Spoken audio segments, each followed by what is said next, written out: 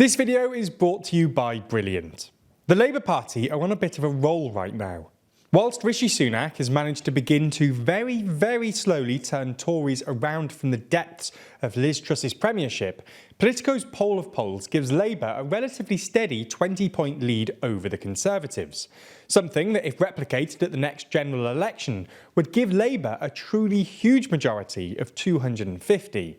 Where things get particularly interesting, however, is where Labour is set to make gains, more specifically Labour's impact in Scotland. Delving into the seat prediction data further, we find that Labour is set to snatch 9 seats from the SNP, bringing their total to 10 seats north of the border.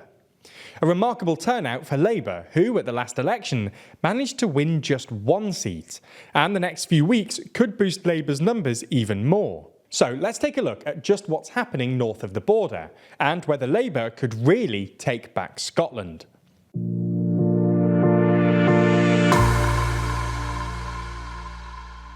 As we see it, there are 3 intermingling factors at play here: leadership, the cost of living crisis, and independence. Starting with arguably the most prominent factor, leadership.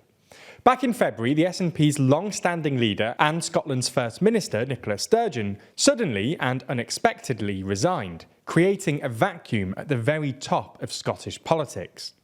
Most, if not all, commentators seem to agree that Sturgeon's resignation was an incredibly good thing for the Labour Party. The question being, just how good?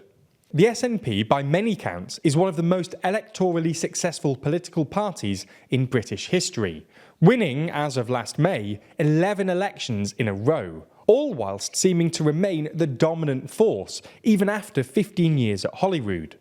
At the 2019 general election, the SNP, in spite or because of Boris Johnson's leadership of the Tories, managed to increase their numbers of MPs in Westminster to 48, out of a possible 59. The problem being whether that success was centred around 2 big beasts. First, Alex Salmond, and then Nicola Sturgeon, as well as the independence cause more broadly, something we'll get onto later. Sturgeon's departure has led to what can only be described as a bitter leadership contest between Kate Forbes, Ash Regan, and Humza Yousaf. Whoever ends up winning will inherit a significantly more divided and chaotic party, with the SNP's chief executive and husband of Nicola Sturgeon, Peter Murrell, resigning following a row over misleading statements on membership figures. Murrell's interim successor, the SNP's current president, Mike Russell, even went as far as admitting that there is a tremendous mess in the party and we have to try and clear it up. And that's the task I'm trying to take on in the short term, describing the SNP as basically a good party, with issues that had gone spectacularly wrong in recent weeks. This chaos would, on its own, play into Labour's hands. What seems to be making Labour's position in Scotland particularly strong is the confluence of the other 2 factors we mentioned, the cost of living crisis and independence. The impact of the cost of living crisis has crystallised immediate short-term priorities in the minds of many. As the head of the Scottish Electoral Study and Professor of Political Science at the University of Edinburgh, Professor Ailsa Henderson notes Scottish voters perceive the next UK election as a way to remove the Conservatives from office. Yes supporters actually prioritise removing the current UK government over maximising indie support. Something seemingly backed by polling. In polling conducted by YouGov for the Scottish Election Study just before Sturgeon resigned, once Don't Knows were stripped out, Labour trailed the SNP by just 2.8 percentage points when it comes to Westminster voting intention. Though more recent polling by Retfield and Wilton puts the SNP ahead by 10 points. Yet even that polling contains a glimmer of hope for Labour. While the SNP has been the most favourably viewed party in Scotland, with a net favourability rate of plus 12%, that has since collapsed, with Labour taking the top spot with a net favourability of plus 10%, compared to the SNP's minus 1%. Dive even deeper and the point raised by Professor Henderson gets more and more traction. Across all Scottish voters, Scottish independence is only the 3rd most important issue determining how people will vote, joint with immigration, and vastly trailing behind the NHS in 2nd place and the economy in 1st. Even solely amongst 2019 SNP voters, Scottish independence is merely the third most important issue, again trailing behind the NHS and the economy. And it is, finally, the SNP's reliance on the independence cause that might end up being their final undoing.